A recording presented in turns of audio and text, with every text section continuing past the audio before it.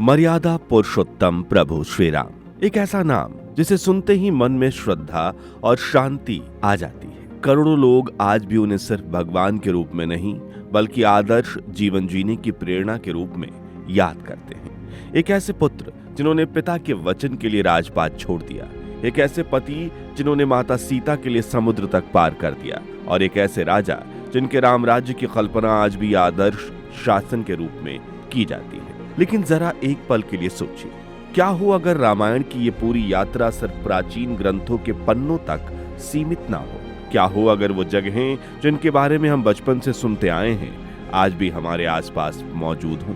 हो सकता है कि जिस शहर में आप रहते हैं, जिस नदी के किनारे आप घूमने जाते हैं या जिस रास्ते से आप रोज गुजरते हैं, वो कभी प्रभु श्री राम के कदमों के साक्षी रहे हो। क्योंकि रामायण केवल आस्था की कहानी नहीं, ये उत्तर प्रदेश से नेपाल, महाराष्ट्र से कर्नाटक और तमिलनाडु से श्रीलंका तक फैली हुई एक ऐसी यात्रा है जो आज भी इस पूरे भारतीय उपमहाद्वीप के नक्शे पर सांस लेती दिखाई देती है। अयोध्या आज भी मौजूद है, जनकपुर आज भी नेपाल में बसा हुआ है, नासिक, रामेश्वरम और हम्पी जैसे इलाके आज भी सत्य कथाओं को अपने भीतर समेटे हुए हैं जिन्हें हम सदियों से सुनते आए हैं। तो आज हम आपको सुनाएंगे प्रभु श्री राम की पूरी यात्रा, जन्म से लेकर वनवास तक, सीता माता की खोज से लेकर रावण के अंत तक, लेकिन पुराने जमाने की कठिन भाषा में नहीं बल्कि आज के शहर, जिला, राज्य और देश के हिसाब से, ताकि आपको महसूस हो सके कि रामायण सिर्फ आस्था की कहानी नहीं बल्कि पूरे भारतीय उपमहाद्वीप में फैली एक जीवंत यात्रा है।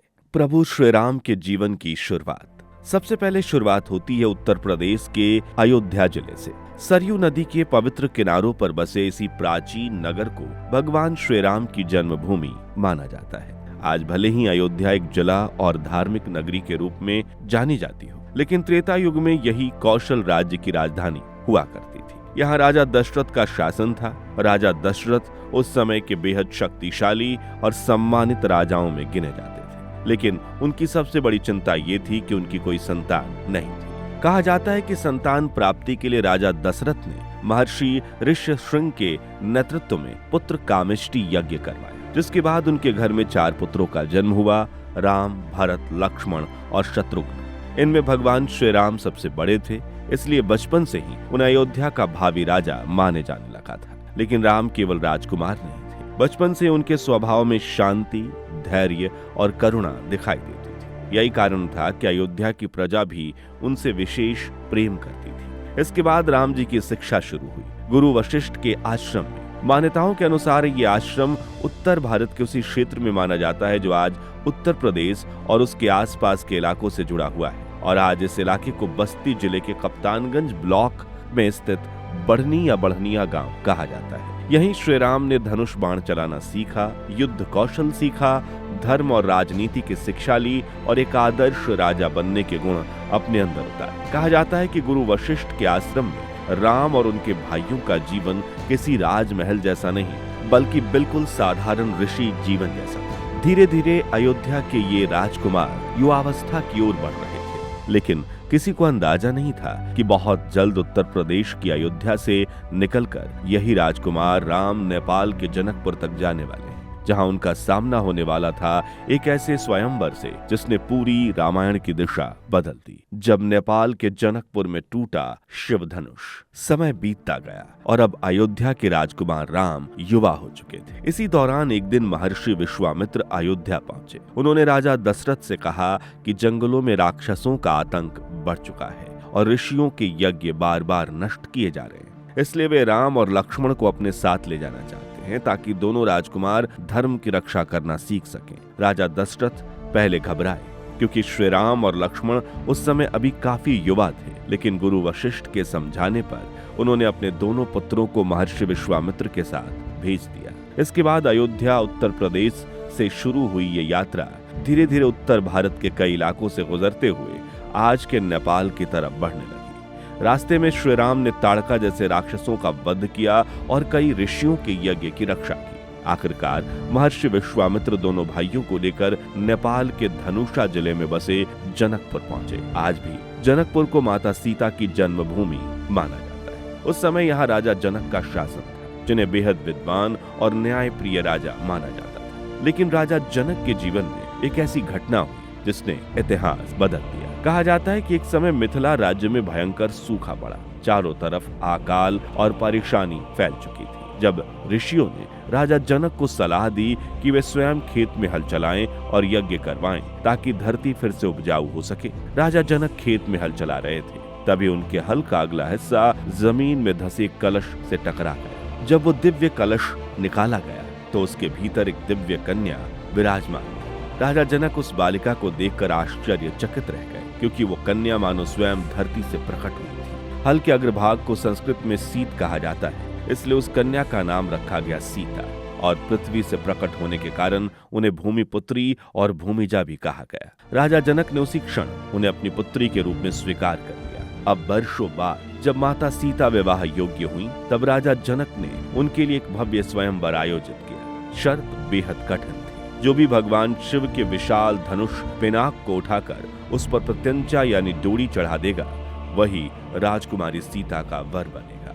इस स्वयंवर में दूर दूर के राजा और महारथी भी पहुंचे, लेकिन एक एक करके सभी योद्धा उस धनुष को हिला तक नहीं पाए। धीरे धीरे राजा जनक की चिंता बढ़ने लगी। उन्हें लगा कि शायद उन्होंने बहुत कठिन शर्त रख दी है। तभी महर्षि विश्वामित्र ने राम जी की ओर देखा और उन्हें आगे बढ़ने का संकेत दिया। अयोध्या से आए वो शांत स्वभाव के राजकुमार धीरे धीरे शिव धनुष के पास पहुंचे।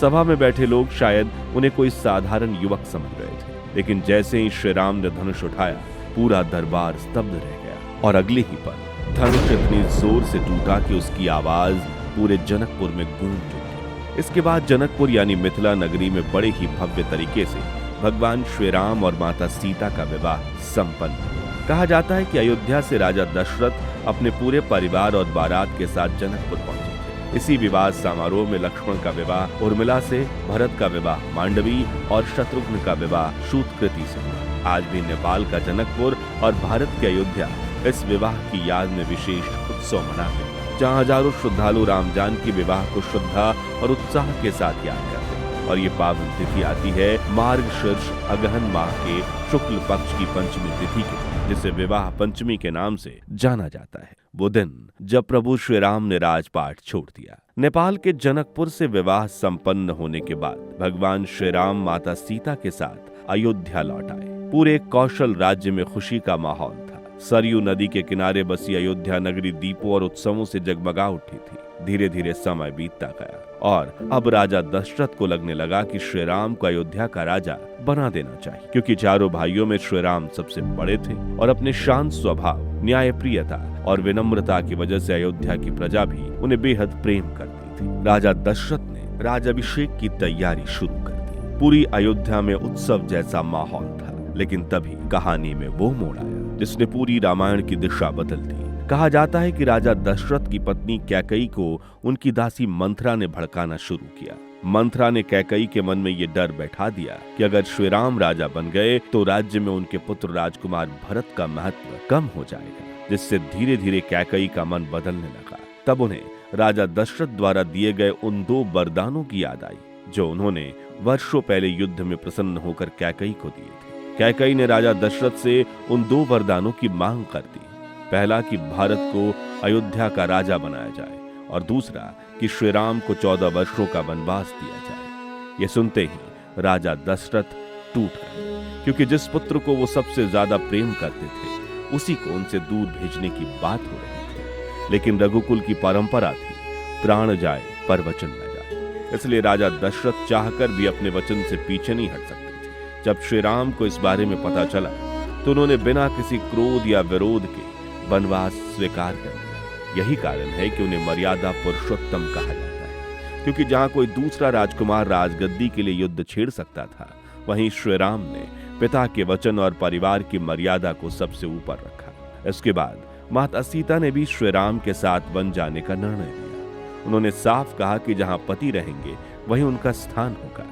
लक्ष्मण भी अपने बड़े भाई को अकेला छोड़ने को तैयार नहीं हुए और उन्होंने भी वनवास में साथ जाने का फैसला किया। फिर वो दिन आया जब उत्तर प्रदेश की अयोध्या नगरी से श्री राम, माता सीता और लक्ष्मण वनवास के लिए निकल पड़े। कहा जाता है कि उस समय पूरी अयोध्या रो रही थी। लोग अपने प्रिय राजकुमार को जाते हुए देख व्याकुल हो उठे थे, लेकिन किसी को अंदाजा नहीं था कि अयोध्या से शुरू हुई ये वन यात्रा आगे चलकर उत्तर प्रदेश, मध्य प्रदेश, छत्तीसगढ़, महाराष्ट्र, कर्नाटक, तमिलनाडु और फिर श्रीलंका तक पहुंचने वाली है। और इसी यात्रा में होने वाला है रामायण का सबसे बड़ा संघर्ष, मर्यादा पुरुषोत्तम श्री राम की बनवास यात्रा का आरंभ।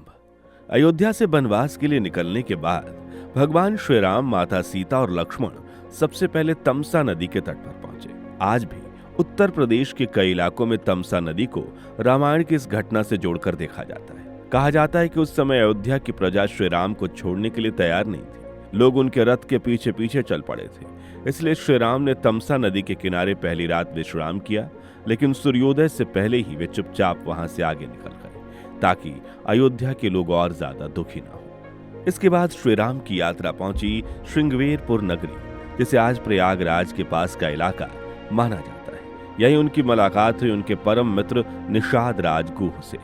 निषाद राज ने अपने मित्र श्री राम को बेहद आदर और सत्कार किया और उनसे अयोध्या वापस लौट जाने की विनती भी की, लेकिन श्री राम अपने पिता के वचन को निभाने के लिए दृढ़ थे। कहा जाता है कि यहीं श्री राम ने मंत्री सुमंत को रथ लेकर वापस अयोध्या लौटने का आदेश दिया। इसके बाद श्री राम, माता सीता और लक्ष्मण ने केवट की सहायता से गंगा नदी पार की। रामायण में केवट प्रसंग को बेहद भावुक माना जाता है, क्योंकि केवट भगवान श्री राम को केवल एक राजा नहीं बल्कि ईश्वर का रूप मानता था। आज भी प्रयागराज और उसके आसपास का स्थान इस कथा से जुड़े हुए माने जाते हैं। गंगा पार करने के बाद श्री राम, माता सीता, लक्ष्मण और निषाद राज आगे प्रयाग की ओर बढ़े। आज का प्रयागराज, जहां गंगा, यमुना और सरस्वती का संगम माना जाता है, कहा जाता है कि यहाँ उन्होंने त्रिवेणी संगम की सुंदरता देखी और फिर महर्षि भारद्वाज के आश्रम पहुंचे। महर्षि भारद्वाज ने उनका स्वागत किया और रहने के लिए त्रिकुट को सबसे उपयुक्त स्थान बताया। इसके बाद श्री राम की यात्रा पहुंची त्रिकुट, जो आज उत्तर प्रदेश और मध्य प्रदेश की सीमा पर स्थित एक प्रमुख धार्मिक क्षेत्र माना जाता है।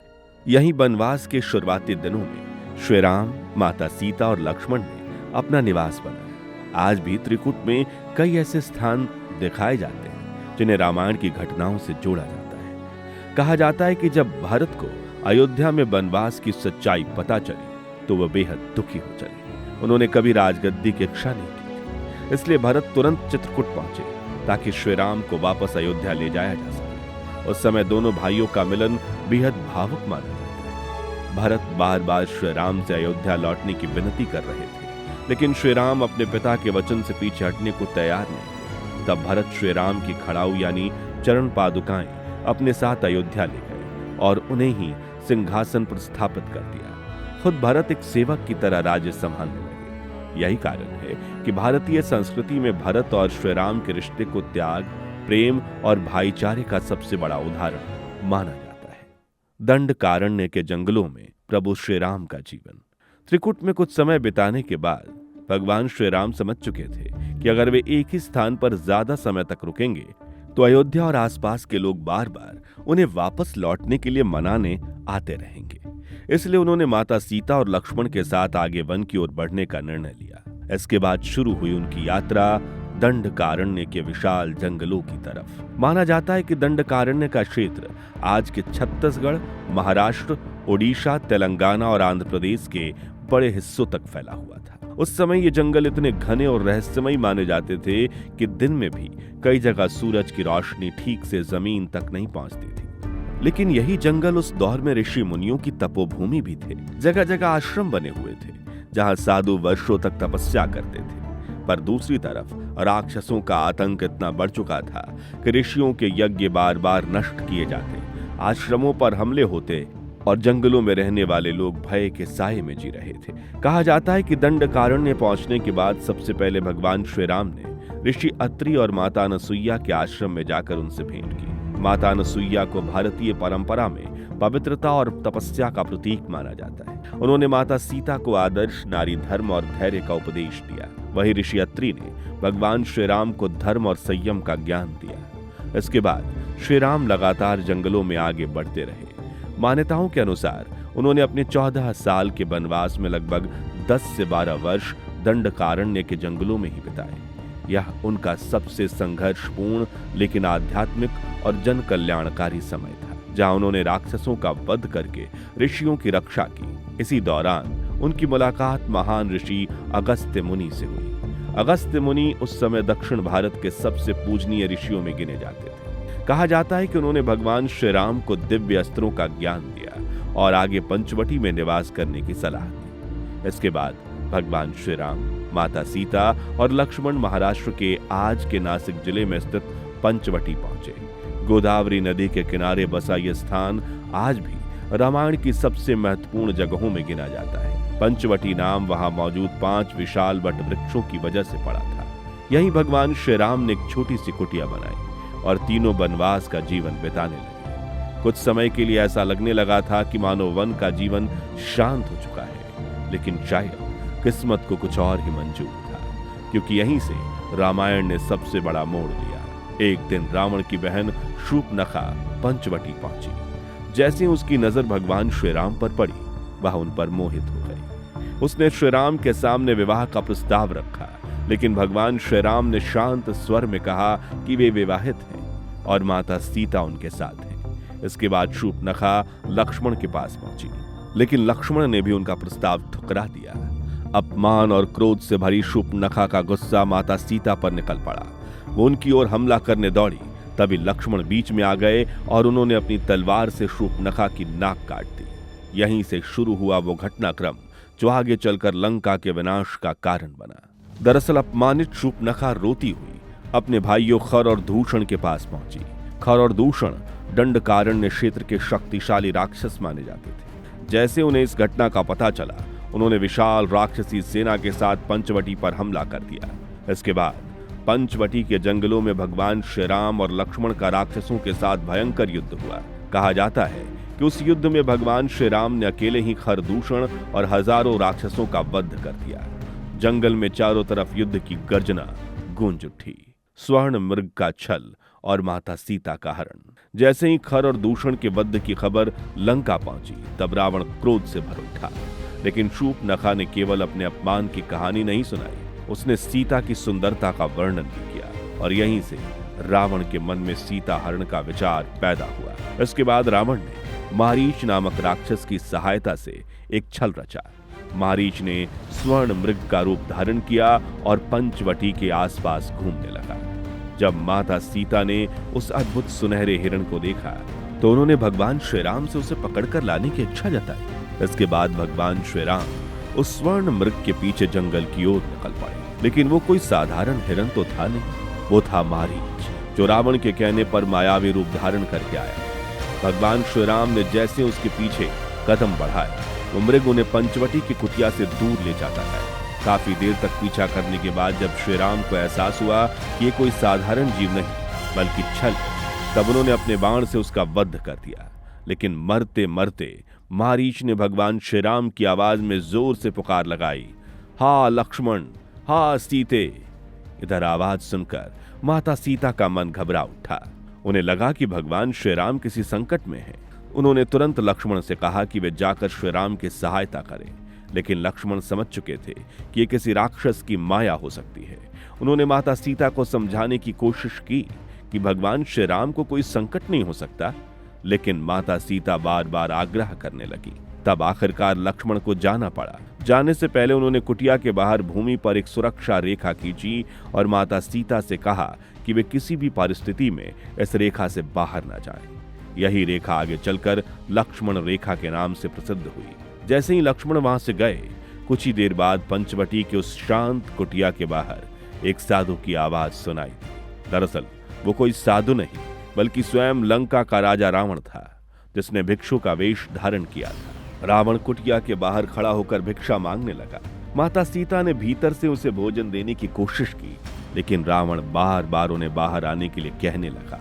उस समय सनातन परंपरा में साधु को खाली हाथ लौटाना अधर्म माना जाता था। यही सोचकर माता सीता जैसे ही लक्ष्मण रेखा पार करके बाहर आई, रावण ने अपना असली रूप धर लिया। कहा जाता है कि अगले ही पल पूरा वातावरण बदल गया। पंचवटी के जंगल में तेज हवाएं चलने लगी।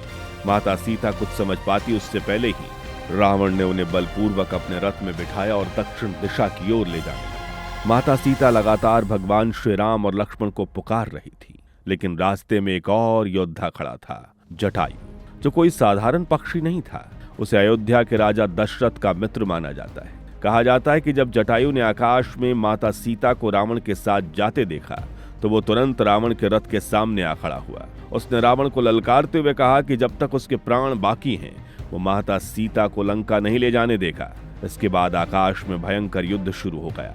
मान्यताओं के अनुसार आज के महाराष्ट्र के नासिक क्षेत्र और दंडकारण्य के आसपास जटायु और रावण के बीच ये भीषण संघर्ष हुआ। जटायु लगातार रावण के रथ पर हमला कर रहा था और उसने अपने विशाल पंखों और पंजों से रावण को रोकने की पूरी कोशिश की। यहाँ तक कि उसने रावण के रथ को भी क्षतिग्रस्त कर दिया। कुछ क्षणों के लिए ऐसा लगने लगा कि मानो एक वृद्ध पक्षी भी अधर्म के सबसे बड़े राजा को रोक देगा। लेकिन अंत में रावण ने क्रोध में अपनी तलवार निकाली और जटायु के पंख काट दिए।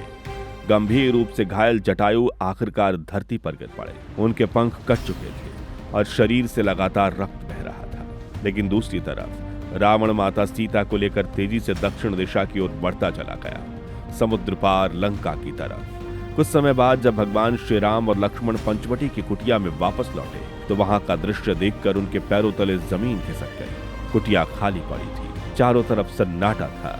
माता सीता कहीं दिखाई नहीं दे रही थी। भगवान श्री राम व्याकुल होकर जंगल जंगल माता सीता को पुकारने लगे। इसी तलाश के दौरान उन्हें एक जगह घायल अवस्था में पड़े जटायु दिखाई दिए। उनका शरीर लहूलुहान था और सांसें धीरे धीरे टूट रही थी। भगवान श्री राम तुरंत उनके पास पहुंचे और उन्हें अपनी गोद में उठा लिया। तब जटायु ने टूटी हुई सांसों में बताया कि लंका का राजा रावण माता सीता का हरण करके उन्हें दक्षिण दिशा की ओर ले गया है।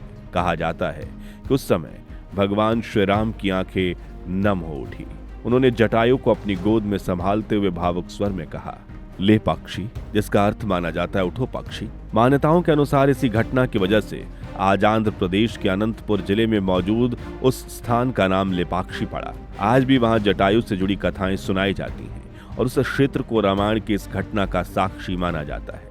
कुछ ही क्षणों बाद जटायु ने भगवान श्री राम की गोद में अपने प्राण त्याग दिए। कहा जाता है कि भगवान श्री राम ने स्वयं अपने हाथों से जटायु का अंतिम संस्कार किया था। यही कारण है कि जटायु को रामायण का पहला ऐसा योद्धा माना जाता है जिसने धर्म और माता सीता की रक्षा के लिए अपने प्राणों की आहुति दे दी। प्रभु श्री राम और पवन पुत्र हनुमान की पहली मुलाकात।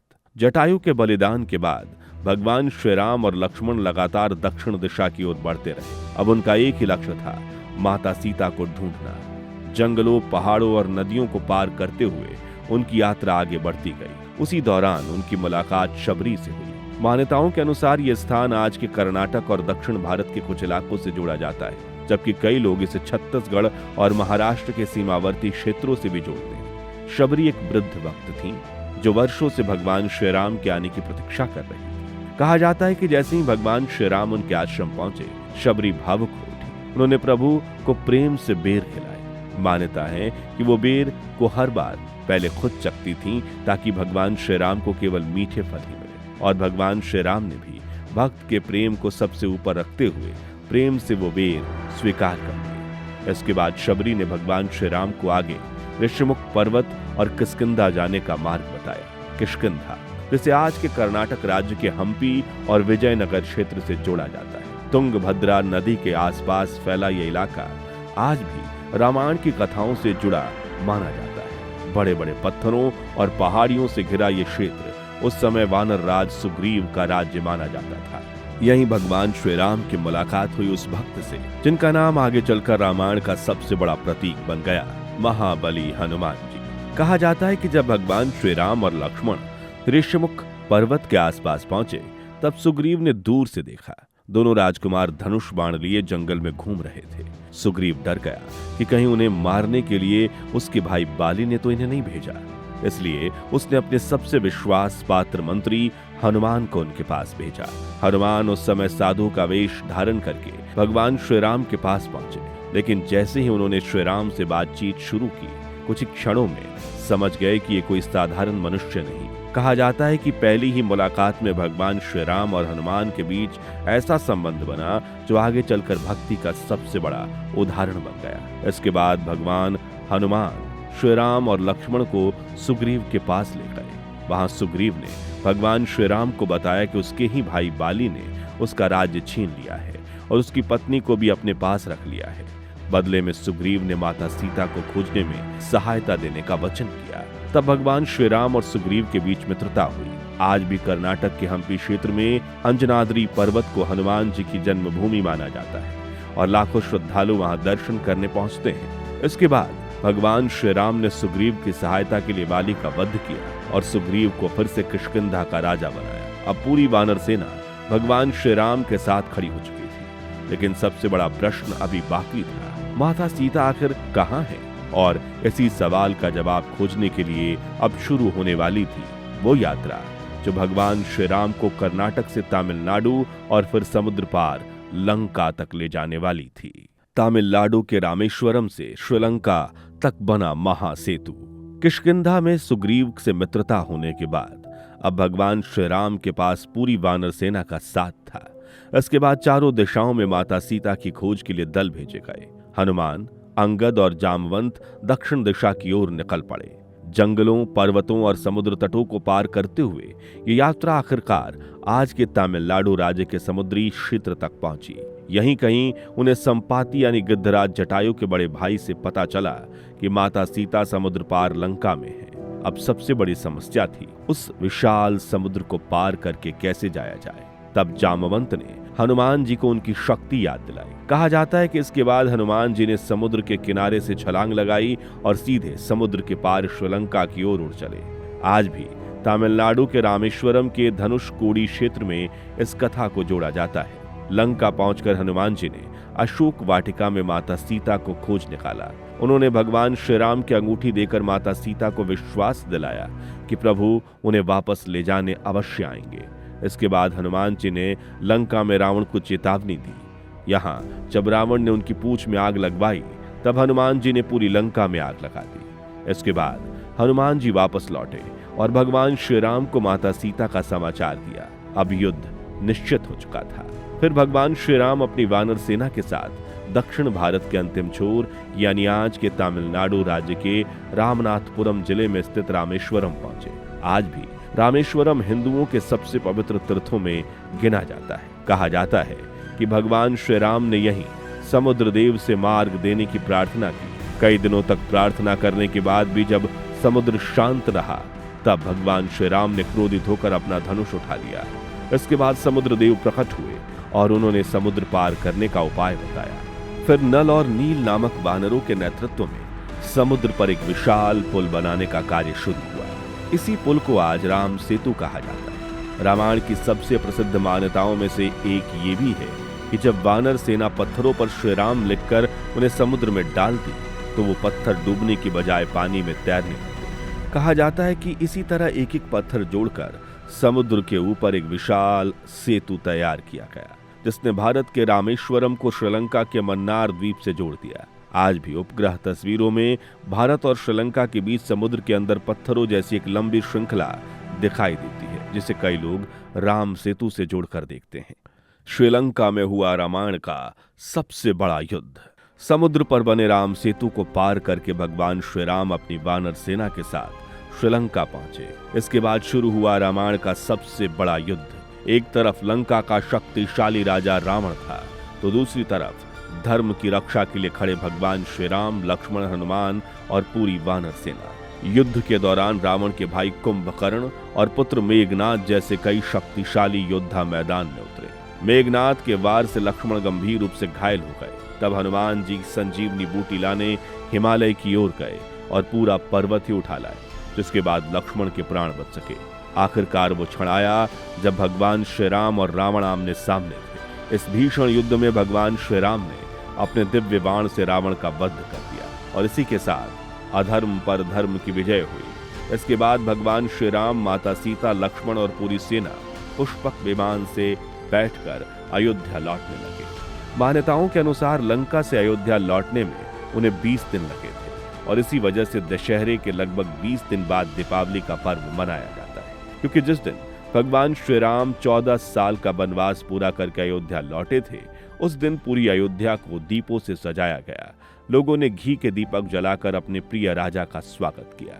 14 साल बाद जब प्रभु श्री राम अयोध्या लौटे तो वहीं से शुरू हुआ राम राज्य, एक ऐसा शासन जिसे आज भी आदर्श राज्य और न्याय का प्रतीक माना जाता है। तो दोस्तों, भारत भूमि के जिन इलाकों में प्रभु श्री राम, माता सीता, लक्ष्मण और हनुमान जी के पावन चरण पड़े, उनमें से आप कौन सी जगह पर जा चुके हैं? अयोध्या, जनकपुर, चित्रकूट, नासिक, हम्पी, रामेश्वर या फिर कोई और स्थान?